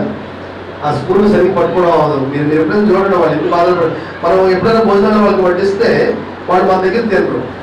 తీసుకొని పొట్లం కట్టించేది మేము వెళ్ళిపోతాం అంటాం. తీసుకెళ్ళి స్పూన్తో తింటాడు. ఎవరు ఎలా తినాలో ఎన్నో బాధలు పడి మొత్తాన్ని పట్టుకొని లేదా ఒకళ్ళు పెట్టుకొని చాలా బాధలు పడి తింటారు. ఇంకోటి అంటే చెయ్యంతా రాకుండా కదా, వాళ్ళంతా తినలేదు. వాళ్ళు పద్ధతిలో వాళ్ళు తింటారు, దూరం వెళ్ళిపోయి అక్కడ సైడ్ తింటారు. చూడండి, కుష్టి వ్యాధి గల వారు ఒక 10 మంది అక్కడ దారిలో ప్రభువు కనుగొన్నారు. వీళ్ళంటనే ఏం చేశారంట, యేసు ప్రభావం ఏం చేయి కరుణించము నాయన, నువ్వు ఎంతో మందికి చేస్తున్నావు, మేము కుష్ఠరోగులు కదా దూరంగా వెళ్ళిపోకు నాయన. మామూలు మనుషులు అనుకోండి ప్రార్థన చేస్తాం, కుష్ఠరోగాలు జబ్బులు వస్తే ఎవరు వస్తారు దగ్గరికి? కుష్ఠరోగం ఎందుకు, కరోనా వస్తారు ఎవరు రావట్లేదు కదా. కుష్ఠరోగం అంటే అది ఎందుకు కాడుతుంటే ఒక టైంలో ఉంటారు, ఎప్పుడు చుట్టుకొని ఉంటారు, కొన్ని మార్చుతూ ఉంటారు పాత్రలన్నీ. ఈ కరోనా ఏమీ లేదు, ఫ్రెష్గా ముస్తాబైపోయి రావచ్చు. అయినా ఎవరు కరోనా ఉందంటే అడ్వర్టైజ్మెంట్ ఒకటి ఇచ్చినప్పుడు అందులో చూశాను, సార్ లిఫ్ట్ అని చెప్పి ఒక పిల్లేమో ఇది ఎక్కిందండి బైక్. ఒక ఆడపిల్ల అడిగితేనేమో మరి కొనలు ఆగుతారు కదా బండి, దాని వీడియో తీసి పెట్టారు వాళ్ళు. ఏదో మహా అంటే పెద్ద సినిమా యాక్టర్లా మంచి పట్ల వేసుకొని లిఫ్ట్ అంటే వచ్చినప్పుడు అందరూ ఆపుతున్నాడు బైక్ కొనలు ఎక్కి మధ్యలో ఫోన్ అనుకుని మాట్లాడుతాం. అమ్మ వెళ్ళారు హాస్పిటల్కి వెళ్ళాను, కరోనా పాజిటివ్ వచ్చిందని అన్నాడు. ఇప్పుడు ఎంత హాస్పిటల్ వేసారు, రేపు ఎల్లుండి వచ్చి జాయిన్ అవుతారంటే ఎంతనే బండి ఆఫీస్ దిగిపోయి మారిపోతారు. బైక్ ముందు ఎవరో ఆడుతుంది కదా అని చెప్పేసి బైక్ ఆఫీస్ ఎక్కించుకుంటున్నారు. ఈలోగా ఫోన్ చేసి లేదు మమ్మీ వెళ్ళాను, వాళ్ళు కన్ఫర్మ్ వచ్చేసిందని చెప్పారు, మరి కరోనా వస్తే అక్కడికి వెళ్ళకూడదు కదా, అందరికి అంటికిపోదు కదా. ఈ బైక్ మరి పెట్టాడు కదా బైక్ నడిపాడు. గుండె కపాలు బండి ఆఫీసు ఆవిడ దిగడం కాదు, ఇంటి ముందు పారిపోతాడు. ఎందుకు ఏమో ఎక్కడేదో దిగిపోతాం, ముందు దిగో వెళ్ళిపో. ఒక్క 5 నిమిషాలు ముందున్న ఫేస్కి దీన్ని వీడియో తీసి అక్కడక్కడ మనుషులు పెట్టి వీడియో తీసి పెట్టాడు. అది ఎంత ఘోరం ఉంటుంది చూడండి. ఒక చిన్న జబ్బు అంటేనే ఎవరు దగ్గరికి రారు కదా, ఎందుకంటే ఎక్కడ అంటిపోతాం భయం, ఏమైపోతాం భయం. ఇక్కడ కుష్టి వ్యాధి గలవారు ఒక 10 మంది, ప్రభా నీ కనికరం మా మీదకి రావాలని చెప్పి, అంటే ఆయన ఒక్కసారి కనికరిస్తే చాలు వీళ్ళు బాగుపడతారని ఆశ. చక్కగా ప్రార్థన ఎవరు చెప్పిన వాళ్ళు మన చదవండి. మాకు కరుణించు, మనకి చూడండి, మమ్మల్ని బాగు చెయ్యని అడగడం కాదు, ఎవరు అడిగారు? కరుణించు. ఇంకొక మాట చెప్తారు ప్రార్థనలో. కొంతమంది ప్రార్థన కంటే ప్రభా ఇలా వచ్చింది ఆయన, అలా అయింది ఆయన, నువ్వేమో ప్రభా దానికి మంచి ఇంజక్షన్ కనిపెట్టి నా కరుణ తీసే నాయన అని చెప్పడం కంటే, ప్రభా నీ కనికరం నా మీదకి వస్తే చాలు నాయన, నన్ను కరుణించు నాయన. కరుణించు నాయన అంటే నిన్ను ఎలాగో బాగు చేయాలో దేవుడు అలా చేసుకుంటాడు. అంతేగాని ఇలాగే చేయను ఆయన, అలాగే చేయనాయన మనం డైరెక్షన్ ఇవ్వాల్సిన అవసరం. అయినా దేవుడు కనికరం సంపండి కదా, మనం తెలియక ఏదో చేస్తుంటాం, మనకు సరైన ప్రార్థన రాదు, ఇంకా చెప్పాలంటే కృతజ్ఞత గుణం కూడా మనకు ఉండదు. అయినా దేవుడు వదలకుండా చేస్తూనే ఉంటాడు. హల్లెలూయా. చూడండి, దేవుడు మన పట్ల ఎప్పుడు కూడా కార్యాలు చేస్తూ ఉంటాడు. అదే లూకా సువార్త 6వ అధ్యాయంలో దినాలు ఉంచుకొని లూకా 6:35 ఒకసారి చూడండి. లూకా 6:35 వినాలి పిల్లలు. ఎట్టివాడిని గురించి నిరాశ చేసుకోక. కొంతమంది నిరాశలు ఉంటారు, మనం ఏమి చేస్తాం అనుకోండి, ఏ థ్యాంక్స్ ఉండదు, ఏది ఉండదు కదా, ఏదో హక్కులాగా తీసుకెళ్ళిపోయి అనుభూతి చేసుకుంటాం. ఏంటో వచ్చి గుద్దే కదా ఇంకా అనుకుంటాం కదా. అలాంటి చూసినప్పుడు మనకి ఇంకోసారి చేయాలనిపించదు. దేవుడు కూడా చూడండి ఇలాంటి చూస్తుంటాడు. అయినా సరే ఆయన కనికరం గొప్పదండి.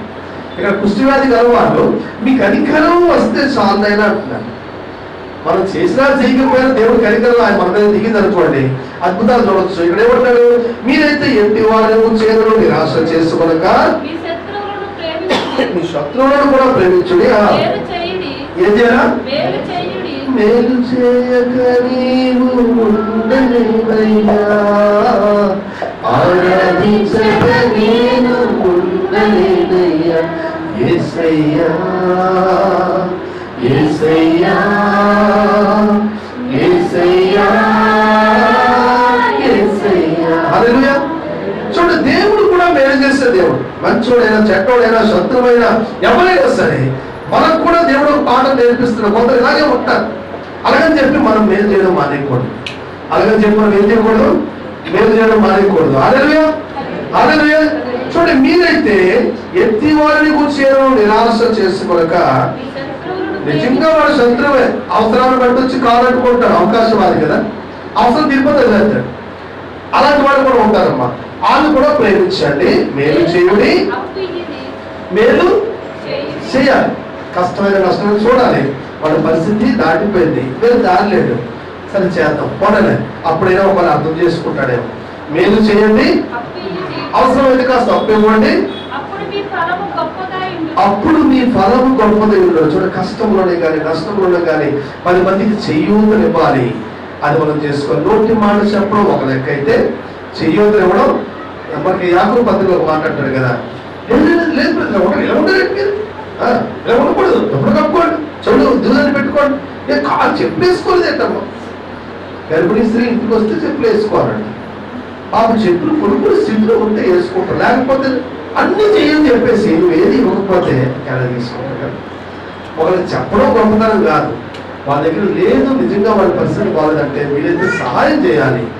మరొకటి ఏంటంటే, ఇంటికి వెళ్ళి వాళ్ళ కోసం ప్రత్యేకించి ప్రార్థన చేయాలి.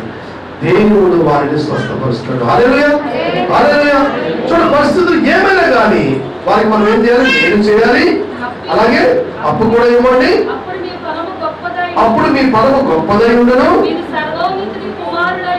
అలా చేసేటప్పుడు మనం దేవుని కుమారుడు, దేవుని నామమున వైపు కలుగుగాక. హల్లెలూయా. ఇంకా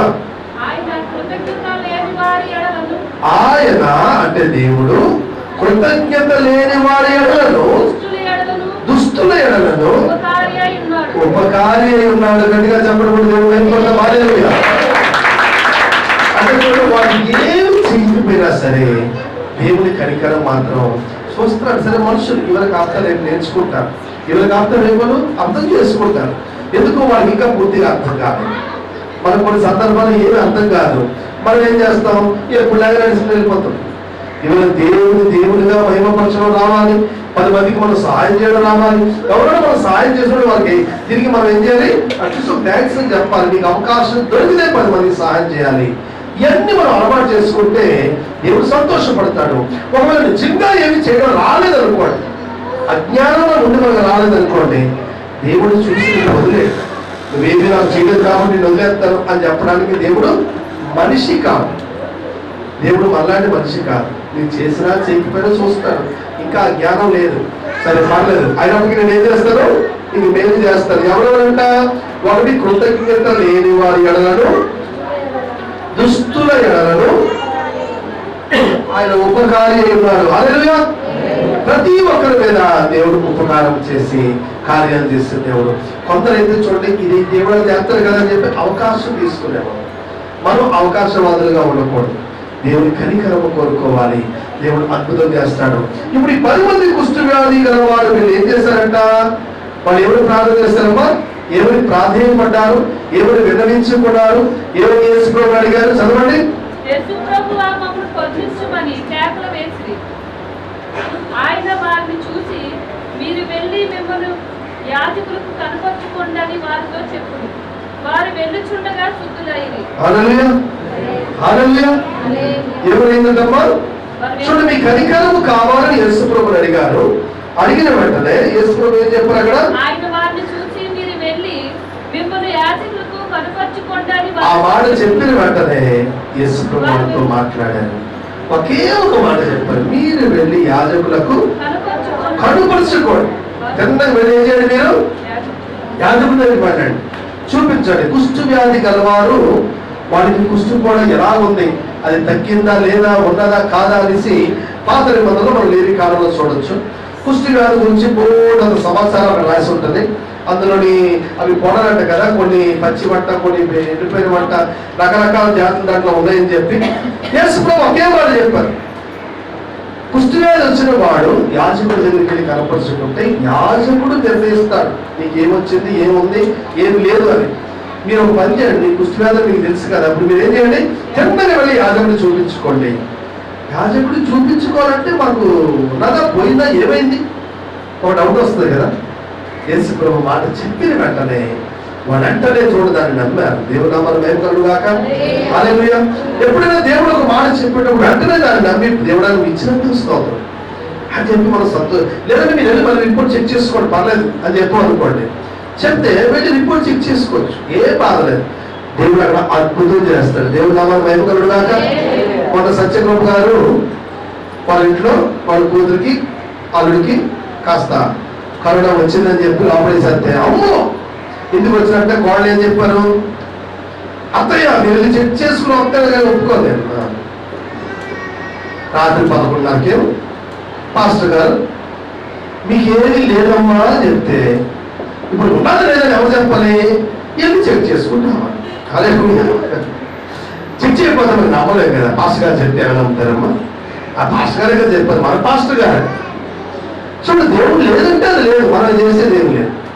మీకు ఏం ఉండదమ్మా, మీరు వెళ్ళి చెక్ చేసుకోండి, మీకు మీ పిల్లలకి ఏం ఉండదు, మీరు చెక్ చేసుకోండి. అయినా వాళ్ళ సందేహం కాబట్టి మీరు ఎలాగలేదని ముందు చెప్పాం.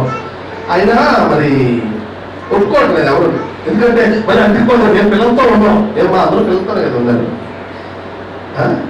ఆ అమ్మకి వాళ్ళ కొడుకంటే ప్రేమే, తల్లికి వాళ్ళ పిల్లలంటే ప్రేమే. ఏదేమైనా మొత్తానికి వెంటనే ఏం చేయాలి, ఇప్పుడు ఎవరు కన్ఫర్మ్ చేయాలి, డాక్టర్ దగ్గరికి వెళ్ళి కనపరుచుకోవాలి. డాక్టర్ రిపోర్ట్లు చూసి చెక్ చేసి లేదు అంటే అమ్మయ్య తీసుకుంటాం కదా. లేకపోతే ఉన్నదేమో ఉండదు. యేసు ప్రభు డైరెక్ట్ ఒకటే వాళ్ళు చెప్పారు, ఏమని, వెళ్ళి మీ డాక్టర్లు కనపరుచుకోండి. వాళ్ళ డాక్టర్లు ఎవరు, యాజకులు. ఆ కాలంలో యాజకులకి వెళ్ళి చూపించుకోవాలి. వాళ్ళే చూసారని చెక్ చేసి చెప్పేవారు. అర్థంగా వెళ్ళి చూపించారట. ఏం జరిగింది, వారు వెళ్ళుచుండగా శుద్ధులైన. గట్టిగా చెప్తామా. ఈ మధ్యలో ఎక్కడ యేసు ప్రభు చేసాడు, ఎక్కడ ప్రార్థన చేశాడు, ఎక్కడ బాగైందో మనకు తెలియదు.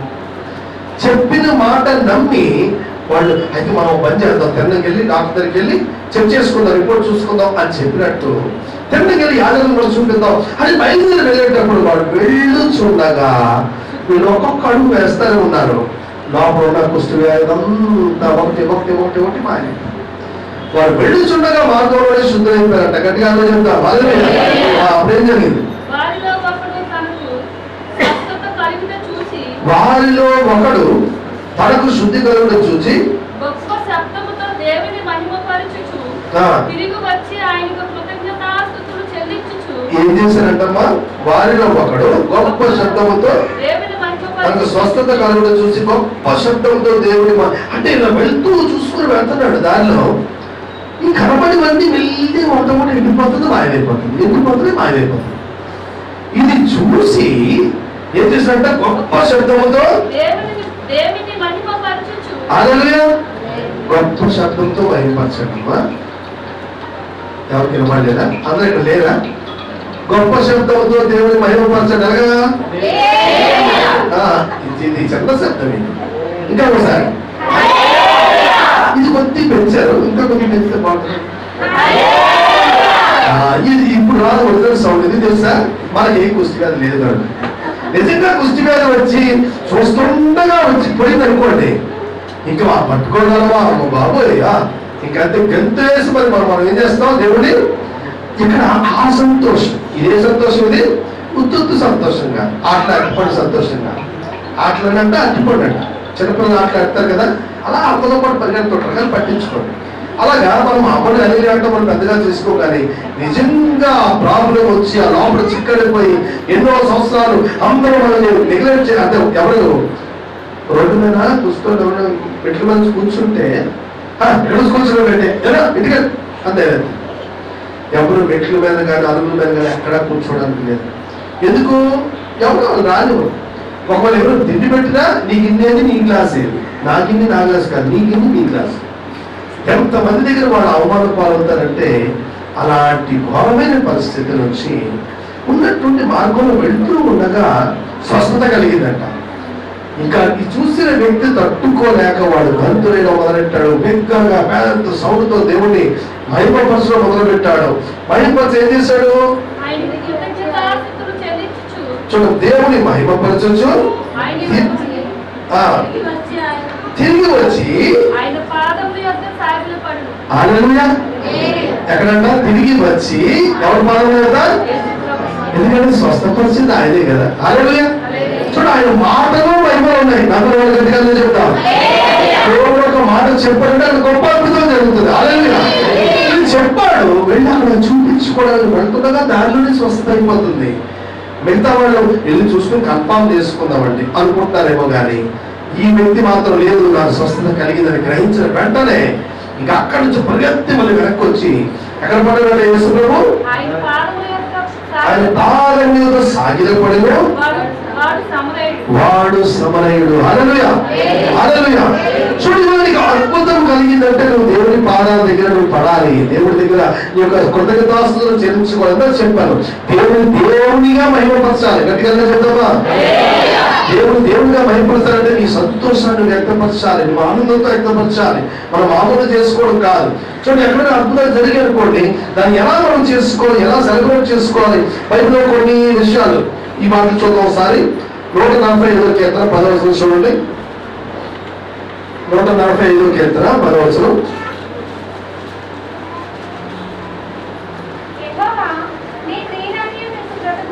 యెహోవా నీ క్రియలన్నీ నీకు కృతజ్ఞతాస్తుతులు చెల్లించుచున్నవి, నీ భక్తులు నిన్ను సన్నుతించుదురు. హల్లెలూయా. చూడు, దేవుని యందు మనకు భక్తి ఎప్పుడు పెరుగుతుందంటే దేవుడు మనకు చేసిన మేలు మనం జ్ఞాపకం చేసుకునేటప్పుడు నీ క్రియలన్నీ అంటే దేవుడు సృష్టించిన సమస్తము, దేవుడు చేసిన అద్భుతములు, ఆశ్చర్యకార్యములు ఎవరెవరైతే పొందుకున్నారో వాళ్ళందరూ వచ్చి దేవుడి పాదాల దగ్గర పడతారు. దేవుడు నామాలు మహిమ కాక అలా చేయడానికి కూడా మనకేది కావాలి?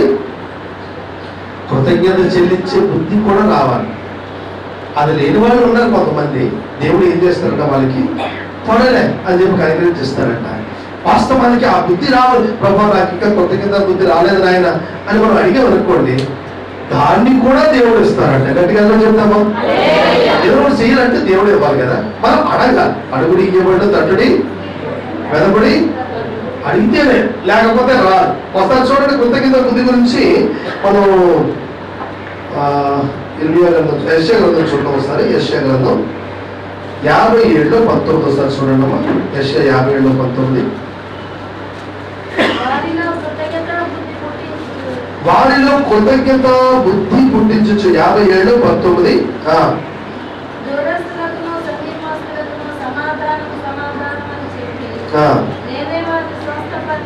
నేనే వారిని స్వస్థపరచదనని యెహోవా సెలవిస్తున్నాడు. గట్టిగా చెప్తామా? చూడండి, యెషయా 57:19. వారిలో కృతజ్ఞత బుద్ధి పుట్టించు. హల్లెలూయా. నిజంగా మనకి అంటే జ్ఞానం అంటే బుద్ధి లేదనుకో, దేవుడికి స్తుతి చెల్లించే ఉద్దేశం లేదు, అది మనకి ఎలా చేయాలో తెలియదు, ఆ జ్ఞానం రాదంటే ఆ కృతజ్ఞత బుద్ధి పుట్టించడానికి కూడా దేవుడికి సహాయం చేస్తాడు. హల్లెలూయా, హల్లెలూయా. ఇక్కడ చూడండి, 10 మంది వెళ్ళారంట. ఎంతమంది వెళ్ళారు? 10 మంది వెళ్ళారు. అందులో ఒక్కడ పరిగెత్తి వెనక్కి వచ్చి యేసు ప్రభు పాదాల మీద పడ్డాడట. హల్లెలూయా. మిగతా 10 మందికి ఏమైంది? ఒక వ్యక్తి వెనక్కి వచ్చి యేసు ప్రభు పాదాల మీద పడ్డాడు. దేవుని మహిమపరచు గట్టిగా బిగ్గరగా సంతోషంగా గంతులు వేసుకుని కేకలు వేసుకుని వచ్చి యేసు ప్రభు దగ్గర పాదాల మీద పడ్డాడు. మరి మిగతా మొత్తం 10 మంది జనాలు, మరి 9 మంది ఏమయ్యారు? కృతజ్ఞత బుద్ధి అనేది దేవుడు ఇస్తేనే వచ్చేది. హల్లెలూయా. ఒకవేళ మనలో ఎవరికైనా లేదనుకోండి, మనం ఏం చేయాలి? ప్రభు ఎన్నో విషయాన్ని తెలిసి పొందుకుంటాం ఆయన, కానీ మీరు ఏం చేయట్లేదు? థ్యాంక్స్ గివింగ్ కృతజ్ఞత కూడిక మేము పెట్టుకోవడం లేదు, కృతజ్ఞత ఎలా చేయాలో తెలియట్లేదు. ఎప్పుడు చూసినా మా గోడ మాదే, మనకి ఇది చాలదు అది చాలదు, బడ్జెట్ లేదు, డబ్బులు లేవు, ఇది లేదు అది లేదు, మిగతా అన్నిటికీ మనకు ఉంటాయి. కానీ దేవునికి కృతజ్ఞత కూడిక పెట్టడానికి మనకి ఖర్చులు డబ్బులు పొందాం. ఎప్పుడు చూడండి, అక్కడ వెనకాలే అనుకోండి, దేవుడు కూడా ఒక 10 పక్కన పెడితే మన పరిస్థితి ఏంటి? దేవుడు కనికరం సంపూర్ణుడు, కానీ మన బుద్ధి చూస్తాడు, మన మనస్సు చూస్తాడు, మన ఆలోచన చూస్తాడు. ఎప్పుడు మనం అలా చేయకూడదు. నిజంగా మనకి కృతజ్ఞత బుద్ధి లేకపోతే, ప్రభా నాకు కృతజ్ఞతాస్తుతులు చెల్లించే ఆ బుద్ధి దయచేయను ఆయన, లేదా నిన్ను ఎలా స్తుతించాలో, నిన్ను ఎలా మహిమపరచాలో, ఎవరిని మనుషులు మహిమపరచినట్టు కాదు, దేవుని మహిమపరచినట్లు ఎలా మహిమపరచాలి. ఈయన వచ్చాడు, ఎవరో ఈ కుష్ఠవ్యాధి బాగైన మనిషి తిన్నగా పరిగెత్తి గంతులు వేసుకుని దేవుని మహిమపరుస్తూ స్తుతిస్తూ దేవుని దగ్గర వచ్చి పాదాల మీద పడ్డాడంట. హల్లెలూయా, హల్లెలూయా. ఇవాళ నిజంగా వాడు దేవుడు పాదాల మీద పడగలిగితే కృతజ్ఞత బుద్ధి ఉందని అర్థం.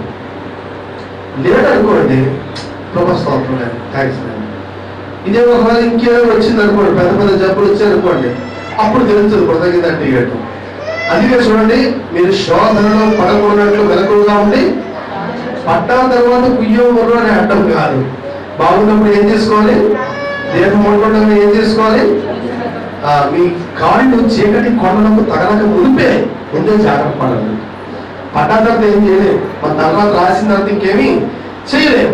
అందువల్ల కృతజ్ఞత బుద్ధి కావాలి అని దేవుడు అడిగితే, దేవుడు మనల్ని స్వస్థపరిచే దేవుడు, అద్భుతం చేసే దేవుడు. హల్లెలూయా. ఎవరో మీరు ఉద్దేశం కలిగి ఉంటారంటే చూడండి, కీర్తనలు 140లో 13 చూద్దాం.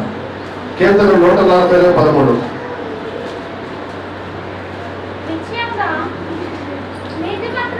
నిశ్చయముగా నీతిమంతుని నామమునకు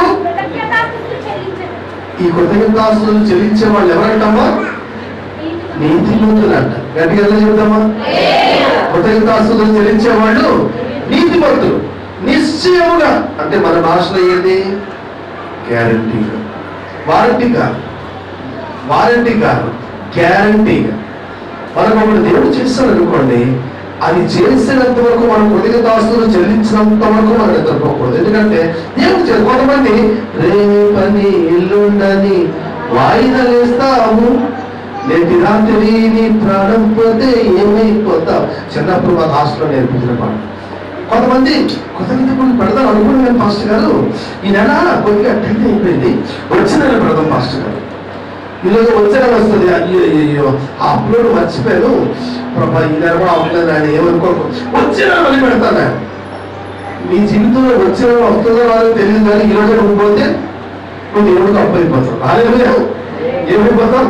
నీ దగ్గర చూడ కృతజ్ఞత కూడిక పెట్టాలని ఎప్పుడు అనుకుంటున్నావు, నీ దగ్గర ఎంత ఉందో ఆ కొంచెంతో నువ్వు చేసుకో కార్యక్రమం. అన్ని పెద్ద పెద్ద చేయాలని అవసరం లేదు, నీకు కలిగిన దాంట్లో నుంచి ఆ టైంలో నువ్వు 2 కాసులు పెట్టినా దేవుడు చూస్తాడు. చేతులు ఏమీ లేదు కానీ ప్రార్థన పెట్టి ఆ ఉన్న కొంచెం ఒక టీ చేసి ఇచ్చాడు, ఓకే దేవుడు వాళ్ళు వెంటనే దేవుడు వాళ్ళు దీవిస్తాడు. పర్టికులర్ మనం పెద్దది ఏదో చేయాలి, వాళ్ళకంటే వీళ్ళకంటే ప్రెస్టేజ్ కోసం చేయక్కర్లేదమ్మా. దేవుడు చేసిన దానికి కృతజ్ఞతగా మనం చేయడం రావాలి.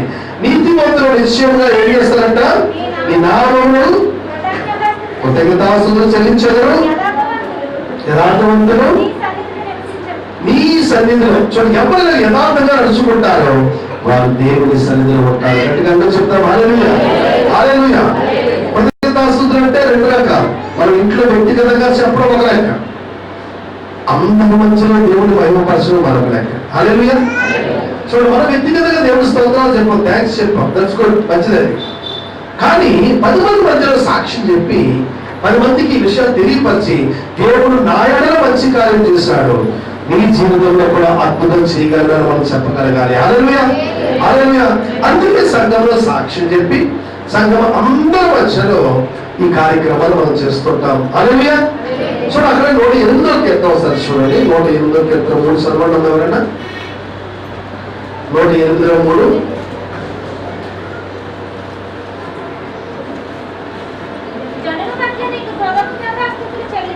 ఎవరి మధ్య? 4 గోడల మధ్య. నాకు సరిగ్గా వినపట్లేదు, 4 గోడల మధ్య నిలబడుతుంది. గట్టి చదవండి. ఎవరి మధ్యమా? ఓ పాస్టర్ గారంట ప్రసంగం చేసినప్పుడు ఆయన ఎప్పుడు ఇలాగే చూస్తాడు, ఇలాగే చూసి చెప్తుంటాడు. ఒక వ్యక్తి అడిగాడు, ఆయన మనుషులు ప్రసంగం చేస్తారా గోడల ప్రసంగం చేస్తారంటే, మనుషులు ప్రసంగం చేస్తే మనుషులు చూసి మాట్లాడు, గోడలు చూసుకుని చెప్తాడు. ఇప్పుడు ఆ పాస్టర్ గారు ఏంటండి గోడల ప్రసంగం చేస్తారా మనుషులు ప్రసంగం చేస్తాడు? ఇప్పుడు ఒక ప్రశ్న, కృతజ్ఞతాస్తుతులు 4 గోడల మధ్యలో చేసుకోవడం మంచిదే, తప్పులేదు. అక్కడ చేస్తాం, దేవుడికే చేస్తాం. కానీ అదే టైంలో 4 గోడల మధ్యలో మనం చేసుకోవడం కాదు, కానీ చెడులందరి మధ్య దేవుని స్తుతించాలంట. గట్టిగా చెప్తాం చదవడం. మరి చెడుల మధ్య నీకు కృతజ్ఞతాస్తుతులు చెల్లించెదరు, ప్రజలలో నిన్ను కీర్తించెదరు. గట్టిగా సంతోషంగా వీడు గంతులేసుకుని వస్తున్నాడు కుష్టివ్యాధి గలవాడు. చూసిన అందరినీ ఏమైనా ఇంటికి ఉన్నట్టు గొడవని గంతులేసుకుని వస్తున్నాడు. ఏం జరిగింది? ఈ మనిషి కుష్టివ్యాధుడు కదా, ఇది సరిగ్గా అనలేదా, ఇది గంతులేసుకున్నా ఏం జరుగుతుంది? వెంటనే వాడు వెనకాల అందరూ పరిగెత్తి వచ్చి ఉంటారు. ఒకసారి ఆలోచించి చూడండి, అలాంటి వ్యక్తి ఏదో నెల్లిగా డొక్కు కట్టుకుంటే అప్పట్టుకు ఇలా వెరైటీ నడుస్తుంటారు. మనం తెలుసు. ఉన్నట్టుండి గంతులు వేసుకుని కింద మీద అరుచుకొని వస్తుంటే ఏమైంది అని వెనకాల అందరూ మళ్ళా ఇప్పుడు మీడియాలు లేవు. ఈ కాలం ఎలా తెలుసా, ఒకడు చచ్చిపోయాడా, ఒకరోజేమో రోడ్డు మీద పడిపోయేదా, ఇప్పుడు చచ్చిపోతున్నాడు, పక్కన పద ఎల్లు ఓకే ఏదో అన్ని చూసేద్దాం అంటే ఏముంది రేపు మీడియాలో వచ్చేస్తుంది మాస్టర్ గారు, న్యూస్ ఈటీవీ వచ్చేస్తాయి అన్ని ఈటీవీలో. ఎక్కడ ఏమైపోయినా వచ్చేసేస్తా, కవర్ చేసేస్తాడు. మనం వెళ్ళి ఏం చూడక్కర్లేదు, మనం రేపు చూసుకోండి. ఇంటికి వెళ్ళిన తర్వాత తెలిసింది చచ్చిపోయిన 6 మనిషి. ఇంటికి వెళ్ళిన తర్వాత ఏంటి అర్థమైంది, రేపు మీడియాలో కాదు, నువ్వు వెళ్ళలేదని రిపోర్ట్ వచ్చింది మీడియాలో.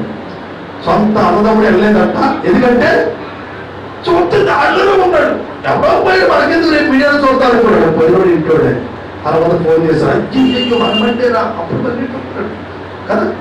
కొంతమంది అలా ఉంటారు, ఎవరో పోయినా నాకెందుకు పట్టించుకోలేదు. ఇప్పుడు మనకు మీడియా ఉందని చెప్పి ఇలా ఆలోచిస్తారు జనాలు. ఆ కాలంలో ఏది లేవు.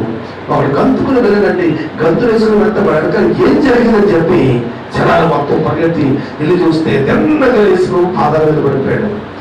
పడిపోతే అందరూ చూస్తారు ఏం జరిగిందని. అడిగి స్వస్థత కలిగింది. దేవునామాన్ని మహిమ కలుగాక. చూడ ఆ గంతులు ఈ రోడ్డు మీద ఎవరో చూస్తున్నాడు, ఎవరు అనుకుంటారేమో. కొంతమంది బైబిల్ అట్టుకుని చర్చికి వెళ్ళడానికి కాము, బైబిల్ అట్టుకుని వెళ్తే ఎవరిని ఏమి నడుచుకుంటారు, ఆ బైబిల్ వెళ్ళి హ్యాండ్ బ్యాగ్లు దాచేసి ఎవరైనా ఒకరు అడిగి ఎక్కడికి వెళ్తున్నావు అంటే ఏమి మార్కెట్కి వెళ్ళొస్తాను అన్ని అబద్ధాలు. చర్చికి వెళ్తాను చెప్పడానికి ధైర్యం లేదు. కొంతమంది బైబిల్ అట్టుకుంటే ఎవరైనా మా పొలం కలిసిపోయేవేమో చెప్పడానికి మన ఏదో డౌట్. ఈ మనిషి అలా లేడు, సంతోషంగా గంతులేసుకుని ఎవరు చూసినా నాకు అనవసరం, నాకేం జరిగింది అద్భుతం చేస్తాడు. ఈ అద్భుతం నేను దాచుకునేది కాదు, 10 మందికి తెలియజేసేది. ప్రజల మధ్యలో నేను ఆయన కీర్తిస్తాను, ఆ మొత్తం జనాలు అందరి మధ్యలో నేను స్తుతిస్తాను. ఇవాళ నిజంగా మనకు అటువంటి ఉద్దేశం కలిగి ఉంటే దేవుడు ఇంకెంత సంతోషపడతారు కదా. దేవుడు చేసిన వెళ్ళి మనం దాయకూడదు. ఇప్పుడు దేవుడు మన పట్ల చేస్తాడు అనుకోండి, ఏమన్నా చెప్పామంటే వాళ్ళు రేపు పొద్దున కష్టం వచ్చేటప్పుడు దేవుడి దగ్గరికి వస్తారు. దేవుడి దగ్గరికి వచ్చేటప్పుడు దేవుడు వాళ్ళకి అద్భుతం చేస్తాడు. హల్లెలూయా, హల్లెలూయా. ఇది మన మందు చెప్పాలి. వాళ్ళకి దేవుడి మీద విశ్వాసం పెరుగుతుంది, వాళ్ళ జీవితంలో కూడా మేలు పొందుకుంటారు. ఇవి మనం దాచుకోవడానికి దేవుడు ఇచ్చేది కాదు. హల్లెలూయా, హల్లెలూయా. అందుకనే మనం దేవుడు ఏం చేయాలంటే నిత్యము స్తుతించాలి. అదే కీర్తన చూడండి 86లో 12 చూడండి.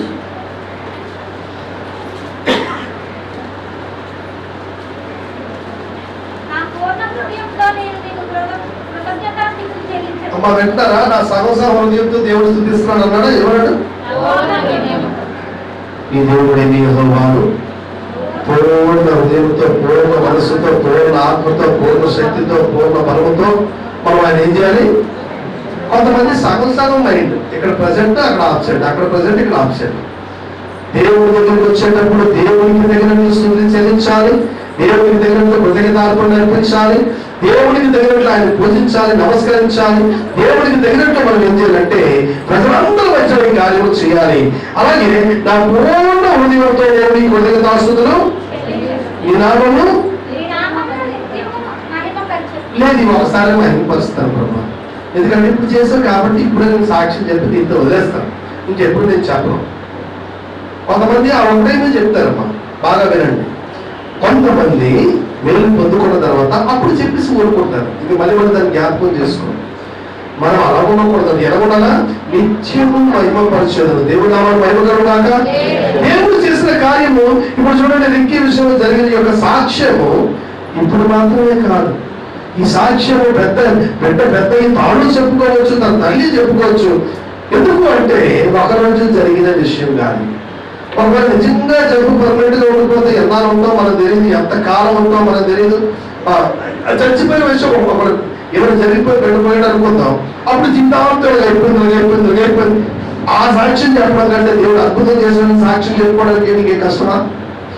సాక్ష్యం అనేది చూడండి, ఒకసారి పట్టుకుంటే మంచి జరిగింది కాబట్టి నువ్వు నిత్యం దాన్ని జ్ఞాపకం ఉంచుకోవాలి.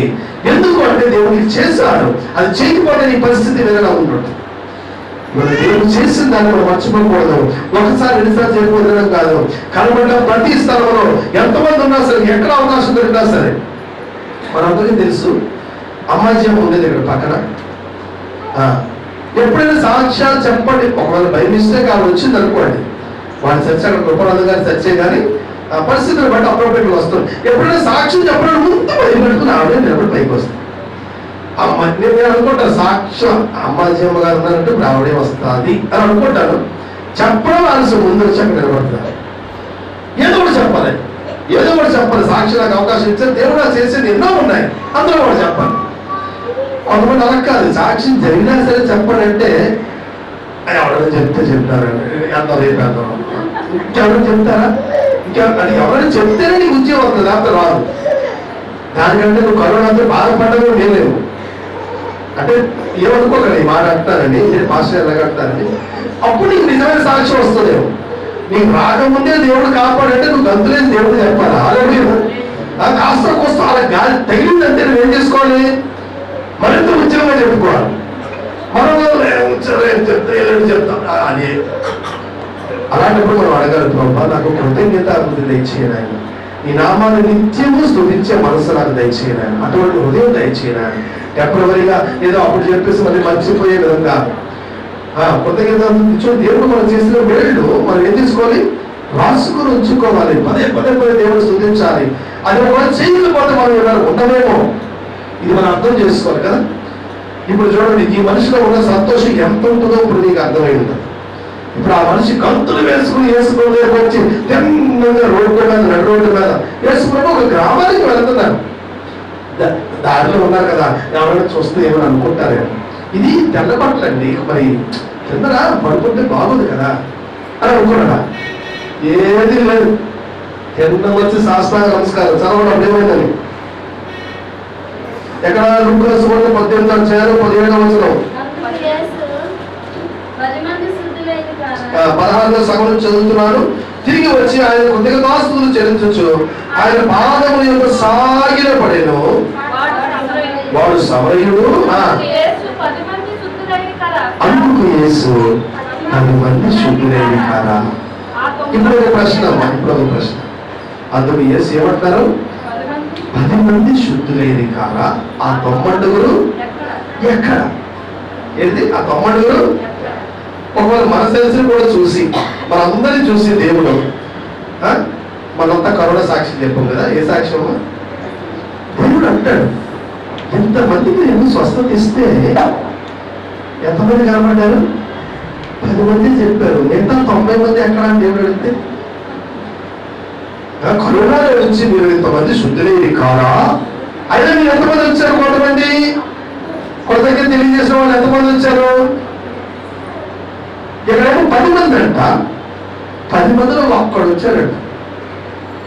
ఎందుకు అడుగుతున్నారు? 10 మంది కదా శుద్ధులయ్యారు, అందరికీ స్వస్థత ఇచ్చారు కదా, ఆ 90 ఎక్కడా?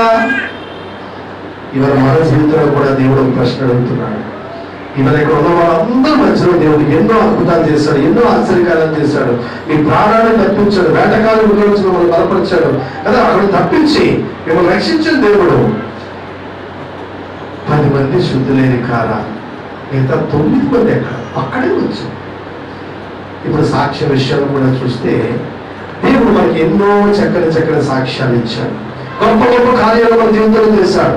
రోగం నుంచి, జబ్బు నుంచి, కరోనా వ్యాధుల నుంచి ఏ కాలంలో ఎంతమంది పోతుంటే వాళ్ళందరూ మందిని తప్పించాడు.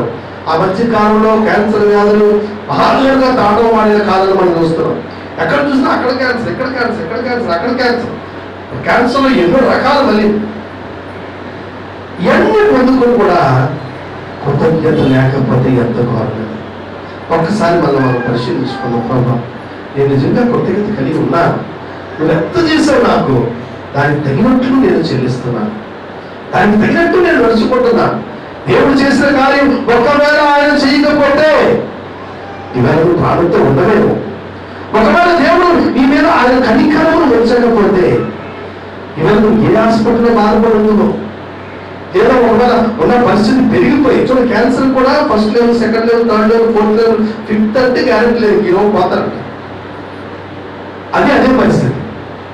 ఈ కరోనాలో కూడా స్టేజ్లు పెట్టారు. ఇది అంటుంది అది కనబడదు కానీ ఫస్ట్ లెవెల్, సెకండ్ లెవెల్ కొద్దిగా అలా వస్తారంటే ఇంకా థర్డ్ లెవెల్, ఫోర్త్ వెళ్ళిపోయింది అనుకో. హల్లెలూయా, పాడుకుని వెళ్ళిపోవడమే, మోసుకెళ్ళిపోవడమే. దానికి ముందే దేవుడు మేలుకునేటట్టు చేస్తాడు, నీకు స్వస్థ ఉదరించాడు, సమయోచిత జ్ఞానం ఇచ్చాడు. నీ దగ్గరికి ఆయన వచ్చి నేను స్వస్థపరిచిన కృతజ్ఞత చెల్లించలేకపోతే దేవుడిని అడగడ 10 మంది శుద్ధులైన కారా. మన చరిత్ర కూడా 100 మంది శుద్ధులైన కారా. 10 మంది వచ్చారంటే ఎంతమంది ఎక్కడికి వెళ్ళారు ఆ దేవుడు అడిగితే ఏ మొహం పెట్టుకొని దేవుడు మొత్తం అంటే ఎందుకు చెప్తారంటే మన దేవుడు చేసిన మేళ్ళు నిత్యం జ్ఞాపకం ఉంచుకోవాలి, హృదయపూర్వకంగా చేయాలి, దేవుడికి తగినట్టు చేయాలి, జనమందరి మధ్యలో, సమాజం మధ్యలో, ప్రజలందరి మధ్యలో ఆయన స్తుతించాలి. దీనికి నీ బడ్జెట్తో సంబంధం లేదు. మళ్ళీ చెప్తాను చూడమ్మా, బడ్జెట్ పెద్దగా ఉంటేనే అది కాదు. నువ్వు కొత్త గది గుడికి పెట్టాలని దేవుడు చూస్తాడు. నువ్వు కొత్త గది గుడిలో ఏం పెట్టావని తర్వాత సంగతి. నీ దగ్గర ఏంటో దేవుడు తెలుసు, ఎంత పెట్టగల దేవుడు తెలుసు. దేవుడు దాన్ని అడగట్లేదు. నువ్వు ముందు స్తుతించావా లేదా, ముందు సాక్ష్యం చెప్పావా లేదా, ప్రజలందరి మధ్యలో చెప్పావా లేదా, ఈ సంతోషాన్ని 10 మందితో చెప్పుకున్నావా లేదా, ఇవన్నీ దేవుడు చూస్తారు కదా. అందుకే చెప్పారు, దేవుడు పట్టించుకునే దేవుడు, దేవుడు చూసే దేవుడు. మీ అందరికీ తెలుసు, కయ్యను హేబేలు 2 అర్పణలు తెచ్చారంట. తెచ్చారమ్మా? కయ్యను తెచ్చాడు అర్పణ, హేబేలు తెచ్చాడు. దేవుడు రెండింటిని కంపేర్ చేసి చూశాడు. ఎవరు ఏంటి తెచ్చారు, ఎలా తెచ్చారు, ఏ హృదయంతో తెచ్చారు, సగసం మనసుతోట, సగసం హృదయంతో, సంపూర్తిగా తెచ్చారు. ఇవాళ మనల్ని కూడా దేవుడు చూస్తున్నాడు, అడుగుతున్నాడు. ఇవాళ నీ స్థితి ఏంటి, నువ్వు ఎక్కడ ఉన్నావు, ఇది ఇంకా కృతజ్ఞత చెల్లించే స్థితిలో ఉన్నావా? లేదంటే దేవుడు అదే ప్రశ్న నిన్ను అడుగుతున్నాడు. 90 శుద్ధులైన కారా. 90 ఏం చేశారు? శుద్ధులైన కారా. మరి అక్కడే వచ్చాడు, మిగతా ఏమయ్యారు? నీకు నిజం చెప్తానమ్మా, 10 మందిలో ఒకరు అంటే ఎవరు తెలుసా? దశమ భాగం. 10లో 1 దశమ భాగం, 100లో 10 దశమ భాగం. దేవుడు మనం తేగలిగేది అంతే, నాకు అంతకు చేయలేదా? 100లో మనం 10% దశమ భాగం అంటాం కదా, అంతే. దేవుడికి అంతమించి చేసిన వాళ్ళు ఆస్తిలో భాగం నుంచి దేవుడు స్తుతించు. ఎన్నో మాటలు మన బైబిల్ చదువుతాం, వినడానికి బాగుంటాయి, కానీ చేసేటప్పుడు ప్రాక్టికల్లోకి రావు. ఇవాళ దేవుడు అన్ని చెడుతో చేసేది కాకపోయినా నీ హృదయం నుంచి నువ్వు ఏం చేస్తున్నావు, నీ మనసు నుంచి ఏం చేస్తున్నావు దేవుడు అడుగుతున్నాడు. మనల్ని కూడా అదే ప్రశ్న అడుగుతున్నాడు. నా దగ్గర మేలు పొందుకున్నావు, నేను అడిగావు, నీ కష్టకాలంలో నాకు ప్రార్థన చేస్తావు, నేను నీకు చేశాను, నువ్వు ఏం చేస్తావు అని దేవుడు అడుగుతున్నాడు. 10 మందికి సాక్ష్యం చెప్పు, దేవుడు సంతోషపడతాడు కదా. దేవుడు నాకు అద్భుతం చేశాడు, నీకు మేము చేస్తాడు, చాలు, అది చాలు. దేవుడు అంతరించి నేను పెద్దగా కోరటం లేదు. ఒకవేళ నీకు ఓపుకుంటే 10 మంది మధ్యలో సమాజ మధ్యలో నేను కార్యం చేసుకోవచ్చు. అక్కడ దేవుడు అడుగుతున్నాడు, 10 మంది శుద్ధులైన కారా, ఆ 90 ఎక్కడా? ఈ అన్యుడు తప్ప దేవుని మహిమపరచుటకు తిరిగి వచ్చేవాడు ఎవడను అగుపడలేదా అని చెప్పి, ఈ అన్యుడు తప్ప దేవుని మహిమపరచుటకు తిరిగి వచ్చిన వాడికి ఎవడా కనబడలేదంట. హల్లెలూయా, హల్లెలూయా. ఇవన్నీ యేసు ప్రభు పట్టించుకుంటాడంటే పట్టించుకున్నాడు కదా, దేవుడు చూస్తున్నాడు. ఎందుకు ఈ మాట చెప్పదు, మీకు చెప్పరా? మీకు దేవుడు ఇవన్నీ పట్టించుకోవడంటే ఇందులో నువ్వు సంతోషపడాలి. ఎంత పెద్ద లోకంలో ఎన్నో కోట్ల జనం మధ్యలో నువ్వు ఏం చేస్తున్నావు, నువ్వు కూర్చుంటున్నావా, నిలబడుతున్నావా, నువ్వు ఏం చేస్తున్నావు, ఒక్కొక్కటి దేవుడు చూస్తున్నాడంటే వ్యక్తిగతముగా దేవుడు మనల్ని పట్టించుకుంటున్నాడు. చెప్పండి కూడా దేవుడు భయపడతాం. ఒక్కొక్కరి పర్సనల్ గా దేవుడు కేర్ తీసుకుంటున్నాడు. మీకు అర్థమైందా? ఎప్పుడైనా హాస్పిటల్కి వెళ్ళండి, స్పెషల్ ఎగ్జిక్యూటివ్ కేర్ అంటారు, లేకపోతే విఐపి ఏదో మొత్తానికి స్పెషల్ రూమ్ లో పెడతాడు. ఆ రూమ్ లో స్పెషల్ కేర్, స్పెషల్ నర్స్, ఒక పేషెంట్ అనుకోండి, మీకు స్పెషల్ నర్స్ పెడతారు. ఆ పక్కన మందులు అందించి, తిండి అందించి, అన్ని చూసుకునేటట్టు. అలా మనకి తీసుకున్న వాళ్ళు ఎవరు ఉన్నారా ఈ కాలంలో? దేవుడు ఒక్కొక్క వ్యక్తిని పర్టికులర్ గా వ్యక్తిగతంగా దేవుడు పట్టించుకునే దేవుడు. మరి దాన్ని బట్టి మనం దేవుడు ఎంతగా స్తుతించాలి కదా. హల్లెలూయా, హల్లెలూయా. ఇప్పుడు ఒక మాట, కరోనా కాలంలో వ్యక్తిగతంగా దేవుడు పట్టించుకోబట్టే వ్యక్తిగతంగా అన్ని ప్రాణాలు మిగిలి ఇక్కడ వచ్చినాయి అనమాట. గట్టిగా అల్లు చేద్దామా? 1 దినవృత్తాంతాలు 16 యెహోవాకు కృతజ్ఞతాస్తుతులు చెల్లించుడి, ఆయన నామమును ప్రకటన చేయుడి. యెహోవాకు కృతజ్ఞతాస్తుతులు చెల్లించుడి, ఆయన నామమును ప్రకటన చేయుడి. ఇది చూడండి, మనందరం చేయవలసిన విషయాలు స్పష్టంగా చెప్తున్నాడు, బాగా గమనించండి. ఎప్పుడు దేవుడికి మనం ఏం చేయాలి? కృతజ్ఞతాస్తుతులు చెల్లిస్తూ ఉండాలి. ఆయన నామమును ప్రకటన చేయుడి. యేసు ప్రభు నామములో గొప్ప శక్తి ఉంది, ఆయన నామములో అద్భుతాలు జరుగుతున్నాయి, అది ప్రకటన చేయాలి, అనేకులు తెలియపరచాలి. ఇంకా ఆయన కార్యములను జనములలో తెలియజేయుడి. ఇతర ముగ్గురు చెప్పాలా? జనాలు తెలియజేయాలమ్మా. జనాలు గుంపులు ఎక్కడ గుంపు దొరికితే అక్కడ బయట నిలబడి అంటే సాక్ష్యం చెప్పండి. మళ్ళీ చెప్పండి, మళ్ళీ జరిగిన సాక్ష్యం మీరు ఎన్నిసార్లు చెప్పుకోండి. ఎక్కడైనా చెప్తున్నాడు, అవకాశం ఇచ్చినప్పుడు దాన్ని వాడుకోండి. జరిగిన కార్యాలు జనములో తెలియజేయండి, ఆయన గురించి చూడండి. జరిగిన అద్భుతాన్ని, దేవుడు నీకు చేసిన మేలుని నువ్వేం చేయాలి? పాట రూపంలో మార్చి పాడి కూడా దేవుడు స్తుతించవచ్చు. హల్లెలూయా. ఏం చేయవచ్చు? చాలా మంది పాటలు మీరు చూడండి, సాక్ష్యాల్లో కనబడతాయి. పాటలు, దేవుడు స్తుతించే పాటలు సాక్ష్యాల్లో కనబడతాయి. దేవుడు నాకు ఇలా చేశాడు, అలా చేశాడు, అలా చేసి ఇవన్నీ పాట రూపంలో ఉంటాయి.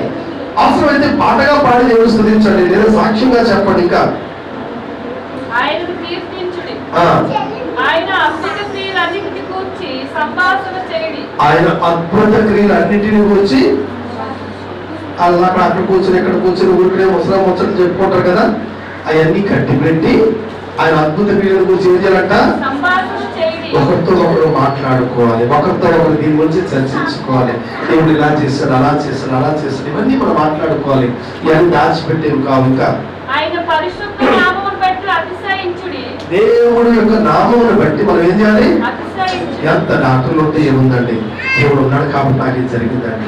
ఆయన నామమును బట్టి అతిశయించాలి. కొంతమంది డబ్బు ఉందనుకోండి, ఆ డబ్బు ఉందండి, తీసాం 4 లక్షలు మొహమ్మద్ కొట్టారు, అంతే స్పెషల్ ట్రీట్మెంట్, కరోనా నుంచి బయటకు వచ్చారంట. నువ్వు డబ్బు ఉందని వాడే అంత ఇవాళ ఉంటుందో రేపు పోతుంది, డబ్బు ఎవరి చేతిలో ఉంటుందో తెలియదు. కానీ వాటన్నిటికంటే గొప్ప దేవుడు, మనం సృష్టించిన దేవుడు మనతో ఉంటే ఆయన నామాన్ని మనం ఏం చేయాలి? ఆ నామాన్ని బట్టి అతిశయించాలి. యెహోవాను వెతుకువారు హృదయమును యెహోవాను వెతుకోవాలి. ఎప్పుడు దేవుడి మీద ఆనుకొని ఉండాలి, దేవుడు వెతకాలి. దేవుడి దగ్గర మనకు సహాయం దొరుకుతుంది. వాడు హృదయమునందు సంతోషించుదురు గాక, యెహోవాను ఆశ్రయించుడి, ఆయన బలమును ఆశ్రయించుడి, ఆయన సన్నిధి నిత్యము వెతుకుడి. ఆయన సన్నిధి నిత్యము వెతుకుడి. ఎప్పటికప్పుడు నిత్యము ప్రార్థన చేస్తే దానియేలు దగ్గర వచ్చి రాజు అడుగుతాడు కదా, దానియేలు నీవు నిత్యము ప్రార్థించుచున్నా నీ దేవుడు నిన్ను రక్షింపగలిగినా? ఇవన్నీ చుట్టుపక్కల ఉన్న వాళ్ళు ఒక మాట అడుగుతారు. ఎవరు అడుగుతారు? అందరూ ప్రార్థన చేస్తారు కదండి, ఏమో దేవుడు కరుణ నుంచి ఆయన కాపాడేదా? మనకు ఒక కష్టం వచ్చింది అనుకోండి, ప్రార్థన చేస్తున్నారు కదండి, దేవుడు అది తప్పించలేదా? తప్పిస్తాడు. ఆ దేవుడే మన దేవుడు. హల్లెలూయా. ఎవరైనా సరే మనము నిత్యము దేవుడిని ప్రార్థిస్తున్నాము, స్తుతిస్తున్నాము, కృతజ్ఞతాస్తుతులు చేస్తున్నాం కనుక మనం తప్పించే దేవుడు మనతో ఉన్నాడు. గట్టిగా చెప్తాం హల్లెలూయా. ఎప్పుడు మనం కృతజ్ఞతాస్తుతులు చెల్లించుకుంటాము, దేవుడు మన విశ్వాసం కలిగి కార్యక్రమం మనం చేస్తుంటాము, దేవుడు మనల్ని ఏం చేస్తారంటే సంపూర్ణంగా మనం ఒక స్టెప్ నుంచి మరొక స్టెప్ ముందుకు వెళ్ళాలి, అక్కడి నుంచి మరొక స్టెప్ ముందుకు వెళ్ళాలి. అందుకే ఒక మాట అంటారు కదా, యోహాను 1:16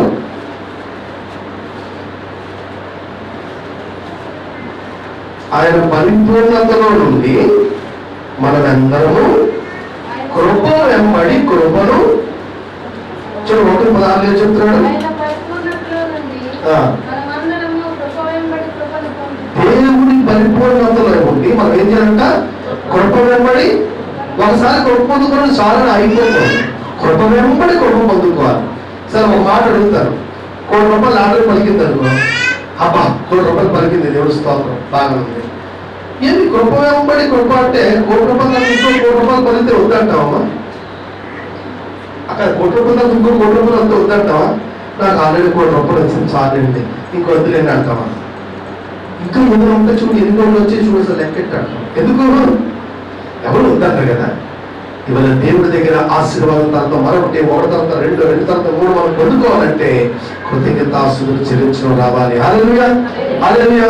చూడండి, ఈ వ్యక్తి ఎప్పుడైతే వచ్చి యేసు పాదాల మీద పడ్డాడో, యేసు చెప్పాడు, నీ విశ్వాసమే నిన్ను ఏం చెప్పాడు అక్కడ లాస్ట్ మాట చూడండి, అక్కడ తిరిగి వచ్చిన వాడు పలుపడలేదు అని చెప్పి, నీవు లేచిపోము, నీ విశ్వాసము నిన్ను స్వస్థపరచని వారితో. చూడ వాడి యొక్క విశ్వాసం, దేవుడు స్వస్థపరచాడు, పరిగెత్తి వచ్చి దేవుని కృతజ్ఞతాస్తుతులు చెల్లించేటప్పుడు నీ విశ్వాసం నిన్ను స్వస్థపరిచాడు. విశ్వాసము చూడండి మనకి ఎంత ఉండాలంటే, విశ్వాసం నుంచి అధిక విశ్వాసం మనం వెళ్ళాలంటే, విశ్వాస పరిమాణం ఎక్కువయ్యే కొద్ది కృపావరాలు మనం దాన్ని తగినట్టు పొందుకోవచ్చు, అనేకమైన తలాంతలు పొందుకోవచ్చు. ఇవన్నీ మనకు పై వరకు వస్తాయి. అందుకే కృప వెంబడి కృప పొందుకోవాలి. ఇదే మన 2 కొరింథీయులు 3:18 అయితే మహిమ నుండి అధిక మహిమ అంటాడు. 2 కొరింథీయులు 3:18 మహిమ నుంచి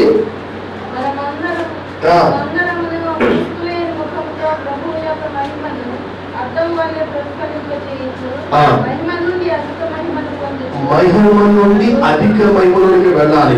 ఇవాళ ఉన్న ఆశీర్వాదాల నుంచి ఇంకా ఎక్కువ ఆశీర్వాదాలకు వెళ్ళాలి. ఇవాళ మనం ఎంతైతే లాభం పొందామో ఇంకా ఎక్కువ మనం దేవుడి దగ్గర పొందుకోవాలంటే కృతజ్ఞత చెల్లించడం మనం నేర్చుకోవాలి. మీరు వాళ్ళతో గట్టిగా చెప్తాం హల్లెలూయా, హల్లెలూయా. అందుకే ఫస్ట్ ఫిలిప్పీ 1:6 ఏం చూస్తాం? దేనిని గురించి చింతపడకుడి కానీ ప్రతి విషయంలోనూ ప్రార్థన విజ్ఞాపనం చేత కృతజ్ఞతాపూర్వకంగా మీ విన్నపములు దేవునికి తెలియజేయండి. గట్టిగా చెప్పడం అటువంటి స్వస్థ బుద్ధి దేవుడు వరకు కలుగు చేయను గాక. ఆమేన్.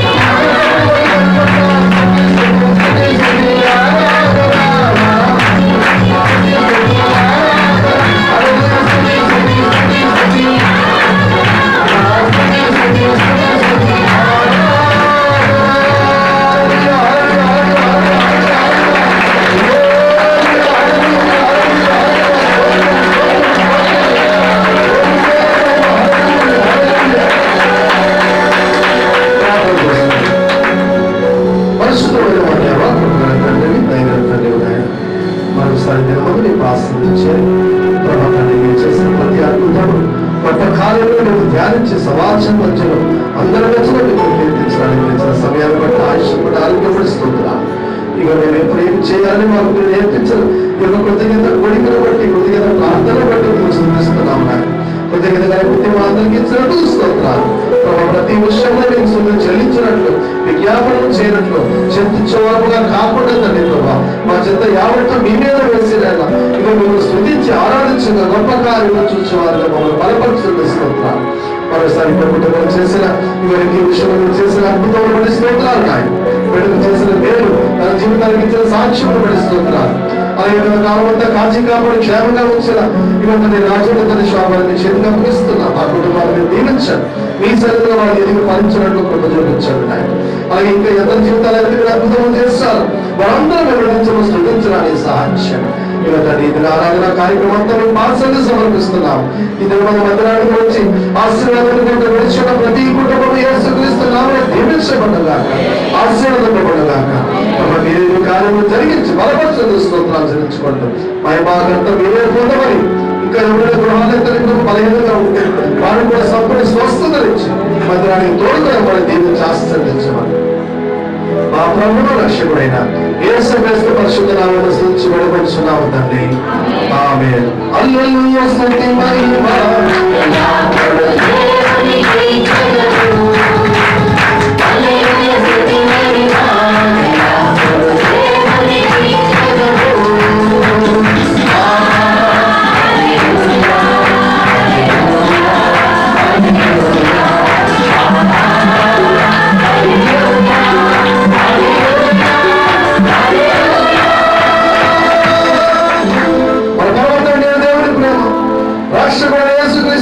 శాశ్వత కృప పరిశుద్ధాత్మదేవుడు సహవాసం చేరవలసిన వరకు ఎదురుగా దేవుని ఎదుట కృతజ్ఞతాస్తుతులు చెల్లిస్తూ నిత్యము స్తుతిస్తున్న సకల జనులకు మనకు దేవుని యొక్క సన్నిధి, సహాయము, సమాధానము, సహవాసము సదాకాలము తోడు నడిపించును గాక.